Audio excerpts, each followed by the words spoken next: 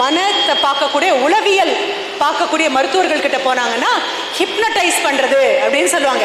அந்த ஹிப்னாசிஸ் பண்ணும்போது டாக்டர் என்ன பண்ணுவார் தெரியுமா? உனக்கு 25 வயசு இருக்கலாம், 35 வயசு இருக்கலாம், 65 வயசு இருக்கலாம். உன்னை எந்த வயசுக்கு கொண்டு போவாங்க தெரியுமா? 6 வயசுக்கும் 7 வயசுக்கும் கொண்டு போவாங்க. நெகிழித்தன்மையில் மனது இருக்கும்போது மனதில் இருக்கக்கூடிய எண்ணங்களை மாற்ற முடியும். அது முடியாத போது தான் பள்ளிக்கூடத்தில் என்ன பண்ணுறோம்? ரோட் மெமரி அப்படின்னு உனக்கு கொண்டு வரோம். அப்போ இந்த நிமிஷத்துக்குள்ள அப்படியே வந்து உட்காரும் பொழுது இந்த ட்ரீம் என்ன அப்படின்னு பார்க்குறோம். அதைத்தான் அவர் சொல்கிறார். இந்த 3 படிநிலைகளில் இப்போ நீ உட்காந்துட்டு கவனித்து கவனித்து உள்வாங்கி எழுதுற இல்லையா, இதுக்கு கான்ஷியஸ் லெவல் அப்படின்னு பேர். ஆப்ரேஷன் தியேட்டரில் ஒரு அறுவை சிகிச்சைக்காக கொண்டு போயிருக்காங்க. அந்த நபர் இப்படி கான்ஷியஸ் லெவலில் இருக்க முடியாது, ஏன்னா அவருக்கு வலி தெரியக்கூடாது அறுவை சிகிச்சை பண்ணும்போது. அப்போ அவருக்கு மயக்க மருந்து கொடுக்கும்போது அவர் என்ன ஆவார்? அன்கான்ஷியஸ் லெவலுக்கு போவார். அவருக்கு நினைவு அல்ல நனவு இருக்க அன்கான்ஷியஸ் லெவலுக்கு போவார். 3ஆவதா ஒன்று இருக்கு, சப்கான்ஷியஸ்னு ஒன்று. இந்த சப்கான்ஷியஸ் தான் பெரிய ஆள். உனக்கு தவிர இன்னொரு ஆள் வந்தெல்லாம் பண்ண மாட்டேன். இது அத்தனையும் பேசும்போது அவ்வளோ உத்வேகம் ஆச்சு, அவ்வளோ ஆவேசம் ஆச்சு. இன்னைக்கு நைட்டு நான் முடிவு பண்ணுறேன், 4 மணிக்கு நாளைக்கு எழுந்திருக்கணும். அம்மா 4 மணிக்கு எழுப்பி விட்டுருங்க, அப்பா 4 மணிக்கு எழுப்பி விட்டுருங்க, அலாரத்தை 4 மணிக்கு வைங்க. உன்னுடைய ஆயுள் முழுவதும் முயற்சி பண்ணாலும் 4 மணிக்கு உன்னால் எழுந்திருக்க முடியாது. எழுந்திருக்க வேண்டியது எங்கே தெரியுமா? வெளியில் இல்லை, உள்ளுக்குள்ள. 4 மணிக்கு நான் எழுந்திருப்பேன், என்ன எழுப்பி விடுவேன் அப்படின்னு முடிவு பண்ணிட்டு படுத்தேன் அப்படின்னா ட்ரை பண்ணிப்பாரு, 3:45 எழுந்திரிச்சிருப்பேன்.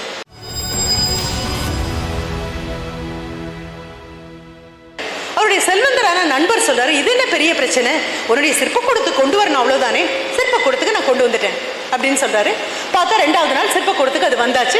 அதுக்கப்புறம் இந்த செல்வந்தரான நண்பருக்கு வெளிநாடு போக வேண்டிய ஒரு வேலை ஏற்படுது. 6 மாதம் கழிச்சு மறுபடியும் நண்பனை பார்க்க சிற்பக்கூடத்துக்கு வராரு. சிற்பக்கூடத்துக்கு வரும்பொழுது அங்க பார்த்தா மிக அற்புதமான ஒரு சிலை நின்றுட்டு இருக்கு.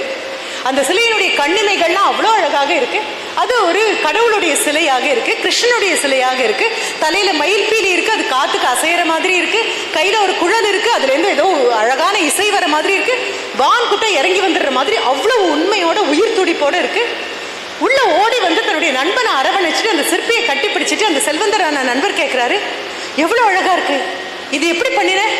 நீங்க தானே அந்த கல்லை கொண்டு வந்து கொடுத்தீங்க, அந்த கல்லா இப்படி ஆயிருக்கு அப்படின்னு கேட்டபோது அந்த சிற்பி ஒரு பதில் சொல்றாரு, இந்த சிலை அல்லாததெல்லாம் நான் எடுத்துட்டேன், அந்த கல்லில் இருந்து இந்த சிலை அல்லாததெல்லாம் எடுத்துட்டேன், எடுக்க எடுக்க உள்ளுக்குள்ள இருந்து கிருஷ்ணன் வெளியில வந்துட்டான் அப்படின்னு சொல்றாரு. இப்போ அதே தான் உங்களுக்கும், உங்களுடையது அல்லாத எல்லா விஷயங்களையும் செதுக்கி செதுக்கி எடுத்ததுக்கு அப்புறம் ஒரு விஞ்ஞானி உங்களுக்குள்ளேருந்து வெளியில வரலாம், ஒரு மிகப்பெரிய வழக்குரைஞர் உங்களுக்குள்ளேருந்து வெளியில வரலாம், இந்த நாட்டினுடைய மிகப்பெரிய பொறுப்பில் இருக்கக்கூடிய மந்திரியாக ஆகக்கூடிய நபர் உங்ககிட்டேருந்து வரலாம், ஒரு சினிமா டைரக்டர் வரலாம், பாடலாசிரியர் வரலாம், நடன கலைஞர் வரலாம், ஓவிய கலைஞர் வரலாம், அல்லது ஒரு பெரிய பொறியியல் வல்லுநர் வரலாம், அல்லது ஒரு வேளாண் பெரிய ஆராய்ச்சிக்கான விஞ்ஞானத்தில் மிகப்பெரிய பதவிகளுக்கு போன நபர் வரலாம். இந்த அத்தனை பேரும் உங்களுக்குள்ளதான் இருக்காங்க. ஆனா செதுக்க வேண்டிய பொறுப்பு உங்ககிட்ட இருக்கு. எது நீ இல்லையோ அதை செதுக்கி எடுக்கணும். அது செதுக்கும் போது வலிக்கும், கண்டிப்பாக வலிக்கும். அது வலிக்க வலிக்க நீயே செதுக்கிட்ட அப்படின்னா 10 வருஷம் கழிச்சு 27 வயசோ 28 வயசோ 24 வயசோ மற்ற குழந்தைங்கள்லாம் வெறும் 24 வயது உள்ள குழந்தைங்களுக்கு நடுவில் அதே வயதான நீ வெறும் 24 இல்லாம எல்லா 24 வயசும் அண்ணாந்து பார்க்கக்கூடிய ஒரு 24 வயசா மாறும். இப்போ 18 வயசா இருக்கும் பொழுது எல்லா 18 மாதிரியும் இருக்கணும்னு ஆசையா, இல்லை உன் வகுப்பில் இருக்கிற அத்தனை 18 பேரும் ஆஹா நிமிர்ந்து பார்க்குற மாதிரி செயற்கரிய செய்யணும் அப்படின்னு முடிவு பண்ணிட்டேன் அப்படின்னா தேதியை மனசில் ஞாபகம் வச்சுக்கோ. சரி, இப்போ திரும்பி வரும், மறுபடியும் அப்துல் கலாம் ஐயா சொன்ன அதற்கே திரும்பி வரும். நீ கனவு காணணும், உன்னை நீ உறங்கும் போது வருவதல்ல, உன்னை உறங்க விடாமல் வைப்பது. இப்போ மனதுக்கு 3 ஸ்டேஜஸ் இருக்குமா, 3 படிநிலைகள் மனதுக்குள்ள இருக்கு. இந்த 3ல் இப்போ இங்கே உட்காந்துட்டு இருக்கோம் இல்லையா, இந்த உட்காந்துட்டு இருக்கும்போது நான் பேசுறதை நீ கவனிச்சுட்டு இருக்க, கவனிக்க எழுதிக்கோ. நான் சொல்லாமே நீயே குறிப்பெடுக்கிற. நீங்க சொல்ற இந்த விஷயம் எனக்கு பிடிச்சது, நீங்க சொல்ற இந்த விஷயம் எனக்கு பிடிச்சது, இதை பத்தி நான் கண்டிப்பா யோசிக்கணும். இன்னைக்கு வீட்டுக்கு போனா எங்க அம்மாவோ அப்பாவோ கேட்பாங்க, யாரோ வந்தாங்களே என்ன பேசினாங்க, என்னமோ பேசினாங்க அப்படின்னு ஒரு பதில் தான். என்ன பேசினாங்கன்னு இருங்க சொல்றேன் அப்படின்னு மனசுக்குள்ள இருக்கிறத சொல்றதும் ஒண்ணுதான். சிலது மறந்து போயிடும்.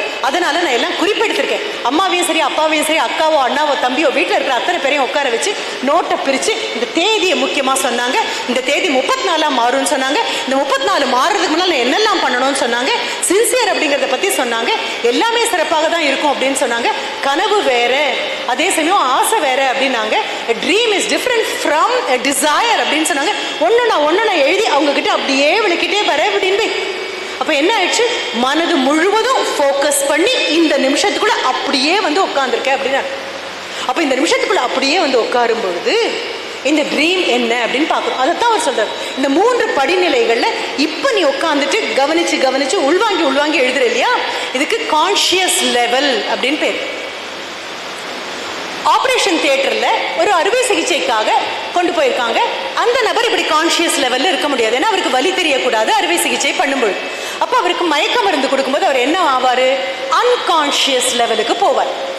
அவருக்கு நினைவு அல்ல நனவு இருக்க அன்கான்ஷியஸ் லெவலுக்கு போவார்.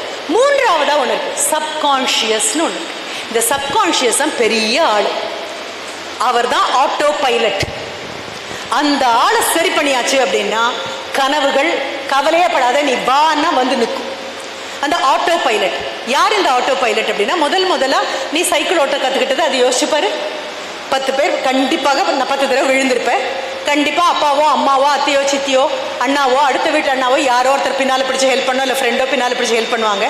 ஒரு 2 நாள் பேலன்சிங் தெரிஞ்சிருச்சு உனக்கு அப்படின்னா அதுக்கப்புறம் கையை விட்டுட்டு ஓட்டுவேன், காலை விட்டுட்டு ஓட்டுவேன், இந்த பக்கம் திரும்பி ஓட்டுவேன், அந்த பக்கம் திரும்பி ஓட்டுவேன், முடிஞ்சா ஒத்த சக்கரத்தில் ஓட்டி பார்ப்பேன், என்னெல்லாம் பண்ண முடியுமோ எல்லாம் பண்ணிடுவேன். ஆனால் அதுக்கு முன்னால் என்ன பண்ணியிருப்பேன், பேலன்சிங் என்னன்னு படிச்சிருப்பேன் இல்லையா? அப்போ அதே மாதிரி தான் ஒரு நீச்சல். முதல்ல தண்ணிக்குள்ள ஒன்று தள்ளி விட்டாங்கன்னு அடுத்த நிமிஷம் கீழே தான் போய் நிற்பேன்.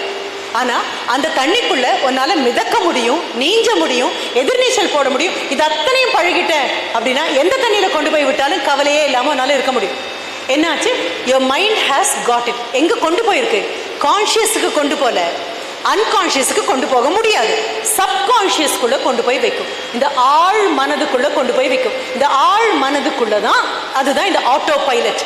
பெரும்பாலும் 18 இயர்ஸ் ஆயிடுச்சு, லைசன்ஸ் வாங்க போறோம், கார் ஓட்டணும், பைக் ஓட்டணும் அப்படின்னு வரும்பொழுதெல்லாம் உனக்கு தெரியும். ஃபர்ஸ்ட் டைம் கார் ஓட்டும் போது பக்கத்தில் அதை சொல்லி கொடுக்குற ஆள் இருப்பாங்க. கார் எடுக்கும் போதெல்லாம் பயமா இருக்கும், ரிவர்ஸ்ல போறது அதை விட ரொம்ப பயமா இருக்கும், 8, 10, 12 என்ன நம்பர் போடுறதானாலும் பயமாக இருக்கும். முன்னால ஒரு பூனையோ நாயோ 10 மீட்டருக்கு அந்த பக்கம் இல்லை 100 மீட்டருக்கு அந்த பக்கம் போனா கூட இங்கே பிரேக் போட தோணும். இது அத்தனையும் பண்ணிட்டு இருப்பேன். ஏன், you are a conscious driver.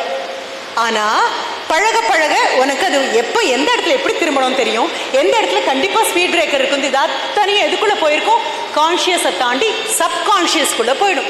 அப்புறம் நீ பெரிய ஒரு கம்பெனியினுடைய அதிகாரியாக இருப்பேன், உனக்குன்னு ஒரு டிரைவரை வச்சு ஓட்டினது போக இன்னைக்கு நானே ஓட்டிட்டு போகிறேன் அப்படின்னு ஓட்ட எடுக்கும்பொழுது மனதுக்குள்ளே என்ன போகும், 10 மணிக்கு எனக்கு ஒரு மீட்டிங் இருக்குது, அந்த ஜெனரல் பாடி மீட்டிங் ஒன்று வச்சுருக்கோம் நாங்கள், அல்லது போர்ட் மீட்டிங் ஒன்று இருக்குது, அதில் நான் இதை சொல்லணும் அதை சொல்லணும் இதை சொல்லணும். மனது ஒவ்வொன்றா பாயிண்ட் எடுத்து கொடுத்துட்டே இருக்கும்.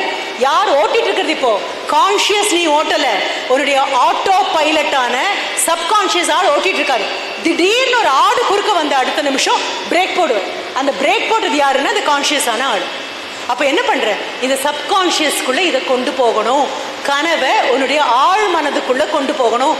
கனவை ஆழ் மனதுக்குள்ள கொண்டு போக முடியும் எப்ப தெரியுமா, இந்த 14 வயசுல முடியாது, 18 வயசுல முடியாது, 20, 22 கண்டிப்பா காரியமே ஆகாது. 7 வயசுக்கு கீழே இருந்திருந்தேன் வை, கண்டிப்பாக கனவுகளை உள்ள கொண்டு போக முடியும். அதனாலதான் என்ன சொல்லுவோம் தெரியுமா, இளமையில் கல் அப்படின்னு சொன்னது அதுதான். சின்ன வயசுல 7 வயசு வரைக்கும் நம்மளுடைய மூளை, மனிதனுடைய மூளை இஸ் பிளாஸ்டிசிட்டி அதற்கு அப்படின்னு சொல்லுவோம், நெகிழித்தன்மையில இருக்கும். அப்ப சொல்ற எல்லாம் ஞாபகம் இருக்கும். அப்பவே ஒரு வாய்ப்பாடு, அப்பவே ஆண்டவன் மேல ஒரு பாட்டு, அப்பவே 4 எல்லாம் இந்த ஸ்லோகம் சொல்லுவோம், திருக்குறள் எல்லாத்தையும் சொல்லுவோம், எல்லாத்தையும் இப்படி சொல்லு, அப்படி சொல்லு, எல்லாம் பண்ண முடியும். ஆனா அதற்கப்புறம் வரும்பொழுது இந்த பிளாஸ்டிசிட்டி நெகிழித்தன்மை போயிடும். அதற்கப்புறம் சப்கான்ஷியஸ் கூட எதையுமே கொண்டு போக முடியாது. அதுக்கு தான் என்ன பண்ணுவாங்க, டாக்டர் கிட்ட போய், அதுவும் மனத்தை பார்க்கக்கூடிய உளவியல் பார்க்கக்கூடிய மருத்துவர்கள் கிட்ட போனாங்கன்னா ஹிப்னடைஸ் பண்றது அப்படின்னு சொல்லுவாங்க. அந்த ஹிப்னாசிஸ் பண்ணும்போது டாக்டர் என்ன பண்ணுவார் தெரியுமா, உனக்கு 25 வயசு இருக்கலாம், 35 வயசு இருக்கலாம், 65 வயசா இருக்கலாம், உன்னை எந்த வயசுக்கு கொண்டு போவாங்க தெரியுமா, 6 வயசுக்கும் 7 வயசுக்கும் கொண்டு போவாங்க. நெகிழித்தன்மையில மனது இருக்கும்போது மனதில் இருக்கக்கூடிய எண்ணங்களை மாற்ற முடியும். அது முடியாத போதுதான் பள்ளிக்கூடத்தில் என்ன பண்றோம், ரோட் மெமரி அப்படின்னு உன்னை கொண்டு வரோம். உருப்போடு மறுபடியும் மனப்பாடம் பண்ணு, அல்லது எழுதிப்பாரு. ஸ்பெல்லிங் மறந்து போனா என்ன பண்ணுவோம், எழுதி பார்ப்போம். இங்க தெரியாததா இங்க தெரியும் இல்ல, 1000 தடவை எழுதுனதுனால தலை மறந்தாலும் கை மறக்காது. ஒரே சொல்லுல இருந்தானே இத்தனை பெரிய ஆளா ஆனோம் நம்ம. அதைத்தான் மசில் மெமரி அப்படின்னு சொல்றோம். அப்ப எங்க கொண்டு போற உன்னுடைய கனவை? இந்த தேதி ஞாபகம் வச்சுட்டோம்ல, இந்த 7ஆம் தேதி 6வது மாதம் 2024 அப்படியே மாத்தி 7ஆம் தேதி 6வது மாதம் 2034 வரும்போது அந்த 10 வருஷமாக அடை காக்கிற மாதிரி என் மனதுக்குள்ள ஒரு கனவை அடை காக்கணும்னா the dream has to get into your subconscious. என்னெல்லாம் பிரச்சனை வரும் தெரியுமா? 4 மணிக்கு எழுப்பி விடுங்க என்ன அப்படின்னு அம்மா கிட்ட சொல்லி, அப்பா கிட்ட சொல்லி, அலாம் டைம்பிஸ்ட் கிட்ட சொல்றவங்க யாரும் 4 மணிக்கு எழுந்திரிச்சதே கிடையாது. 4 மணிக்கு எழுந்திருப்பேன் அப்படின்னு முடிவு பண்ணிட்டு இன்னைக்கு படுத்தேன். இன்னைக்கு 10 மணிக்கு தூங்குற நீ வேற, நாளைக்கு காலையில் 4 மணிக்கு அலாரம் அடிச்சோன்னு ஓங்கி அரைஞ்சிட்டு திரும்பி படிக்கிற நீ வேற. முதல் நாள் முடிவு எடுத்தது நீ தான். கண்டிப்பா நாளைக்கு 4 மணிக்கு எழுந்திருப்பேன், கண்டிப்பா படிப்பேன், நான் தான் டாப் ஸ்கோரர். வந்து அந்த மேடம் சொன்னாங்க, நீ தான் பெரிய ஆளா வரப்போற, உன்ன மாதிரி இன்னொரு ஆள் உலகத்துல கிடையாது, நீ ஒரு வேலையை பண்ணாம விட்டேன்னா அந்த உலகத்துல அந்த வேலை பண்ணாமையே போகுமே தவிர உனக்கு தவிர இன்னொரு ஆள் வந்தெல்லாம் பண்ண மாட்டேன். இது அத்தனையும் பேசும்போது அவ்வளோ உத்வேகம் ஆச்சு, அவ்வளோ ஆவேசம் ஆச்சு. இன்னைக்கு நைட்டு நான் முடிவு பண்றேன், 4 மணிக்கு நாளைக்கு எழுந்திருக்கணும். அம்மா 4 மணிக்கு எழுப்பி விட்டுருங்க, அப்பா 4 மணிக்கு எழுப்பி விட்டுருங்க, அலாரத்தை 4 மணிக்கு வைங்க. உன்னுடைய ஆயுள் முழுவதும் முயற்சி பண்ணாலும் 4 மணிக்கு நாள் எழுந்திருக்க முடியாது. எழுந்திருக்க வேண்டியது எங்க தெரியுமா? வெளியில இல்ல, உள்ளுக்குள்ள. 4 மணிக்கு நான் எழுந்திருப்பேன், என்ன எழுப்பி விடுவேன் அப்படின்னு முடிவு பண்ணிட்டு படுத்தேன் அப்படின்னா ட்ரை பண்ணிப்பாரு. 3:45 எழுந்திரிச்சிருப்பேன். அலாரம் அடிக்க வேண்டாம். அம்மா கதவை தட்டிட்டு வந்து ஏன் 4 மணி ஆயிடுச்சுடா அப்படின்னு சொல்ல வேண்டாம். அப்பா அவனை எழுப்பி விடுமா அப்படின்னு சொல்ல வேண்டாம். எதுவும் சொல்ல வேண்டாம். நீ உன்னை எழுப்பி விடலைன்னா உலகத்தால உன்னை எழுப்பி விட முடியாது. Nobody can make you go up. You have to go up.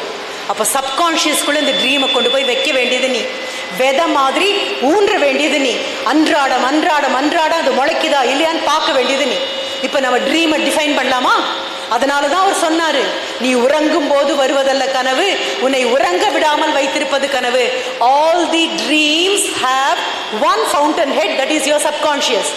உன்னுடைய ஆழ் மனம் தான் உன்னுடைய எல்லா கனவுகளுக்கும் பிறப்பிடம். அதனுடைய ஊற்றுக்கணது தான்.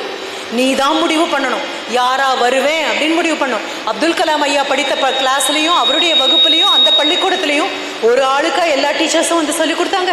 அப்துல் கலாம் ஐயா தனியாக உட்காந்துருந்தாரா படிக்கிறதுக்கு? இல்லையே. அவர் வகுப்புலையும் ஆட்கள் இருந்திருப்பாங்க தானே.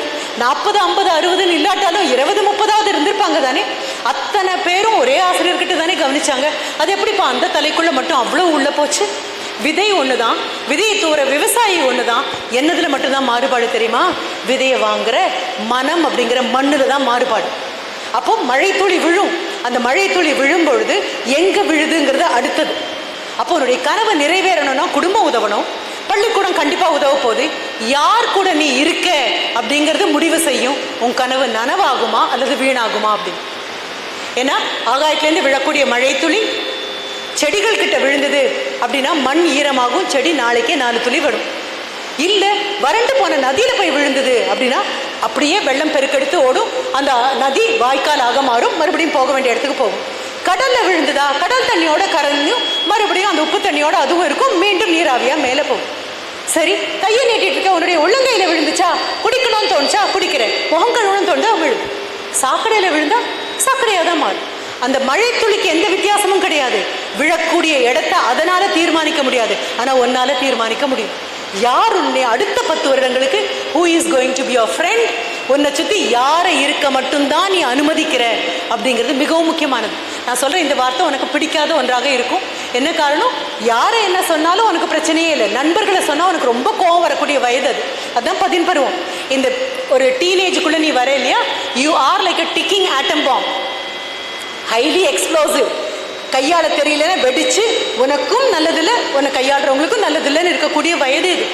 உங்களுக்கு என்ன மேடம் அப்படின்னு சொல்லக்கூடிய வயது, சோ வாட் அப்படின்னு சொல்லக்கூடிய வயது இது. ஆனாலும் புரிஞ்சுக்கோ, அடுத்த 10 வருஷம் என்ன புத்தகங்களை நீ படிக்கிற, யாரும் நட்பு வட்டத்தில் இருக்காங்க, they will decide whether you will become the chief guest or not. கை தட்டுற நபரா இருக்க போறியா, கைத்தட்டல் வாங்குற நபரா இருக்க போறியா? இந்த வித்தியாசத்தை உன்னை சுற்றி நீ அமைத்துக் கொள்ளக்கூடிய சூழல் முடிவு செய்யும். மற்ற எல்லாம் இறைவன் கொடுத்தது. இங்க இந்த டீச்சர் தான் எனக்கு பாடம் கொடுப்பாங்க, இவங்க தான் எனக்கு மேத்ஸுக்கு வரணும்ல அவனால கேட்க முடியாது. யார் கிடைக்கிறாங்களோ அவங்க. உனக்கு யார் எந்தெந்த டீச்சர்ஸ்க்கு என்னென்ன டைம் டேபிள் அப்படிதான் வருவாங்க. இதுதான் இவங்க தான் எனக்கு அம்மாவா வரணும், இவங்க தான் எங்க அப்பாவா வரணும், கண்டிப்பா கிடையாது. எதுலையுமே உன் முடிவில்லை. ஆனா யார் உன் நண்பனாக இருக்கணும், யாருக்கு நீ நண்பனாக இருக்கணுங்கிறது உன்னுடைய சாய்ஸ் மட்டும்தான். வாழ்க்கையில வாழ்க்கை இந்தா வச்சுக்கோ, இது வேணுமா இது வேணுமா இது வேணுமா அப்படின்னு எல்லா விஷயத்துக்கும் உங்ககிட்ட கை நீட்டாது, சாய்ஸே கொடுக்காது. சில விஷயங்களுக்கு சாய்ஸ் கொடுக்கும். அந்த சாய்ஸை ஒழுங்காக பயன்படுத்தணும். அப்போ நீ மழை துளி எங்கே விழுது அப்படிங்கிற முடிவு செய்யக்கூடிய மழை துளியாக இருந்தேன்னா இந்த கனவு மெய்ப்படுவதற்கு, பாரதியார் ரொம்ப அழகாக சொல்றாரு, கனவு மெய்ப்பட வேண்டும், ஆசை மெய்ப்பட வேண்டும்னு அவர் சொல்லவே இல்லை, கனவு மெய்ப்பட வேண்டும் அப்படின்னு சொல்றாரு. அப்போ வள்ளுவர் கிட்ட வந்தேன்னா வள்ளுவர் அதையே இன்னொரு விதமாக மாற்றுவார். உனக்கு கனவு இருக்கா, பெரிய பெரிய எண்ணங்கள் இருக்கா, எல்லாம் நிச்சயம் நிறைவேறும்.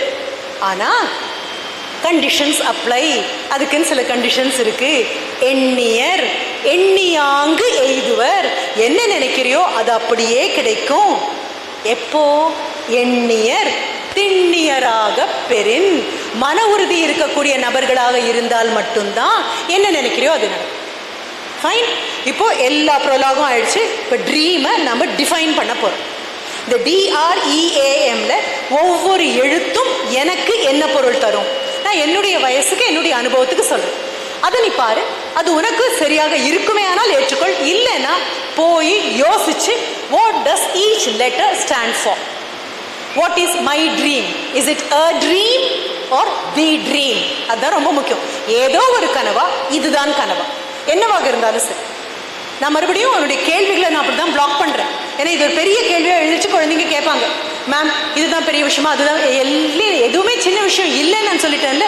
அப்போ எடுத்தாச்சு அப்படின்னா இன்னைக்கு D, what does D stand for? DREAM. நான் ட்ரீம்ஸ்னு பன்மையே சொல்லலை, DREAMனு சிங்குலர் தான் சொல்கிறேன். ஒரு கனவு தான் இருக்குது, ஒன்று தான் இலக்கு, அதை நோக்கி தான் போவேனா அப்படின்னு முடிவு பண்ணியாச்சுன்னா, ஏன்னா இப்போ அது கட்டுப்படி ஆகும் அம்மா. எங்கள் காலங்களில் அதெல்லாம் எங்களுக்கு கட்டுப்படி ஆகாது.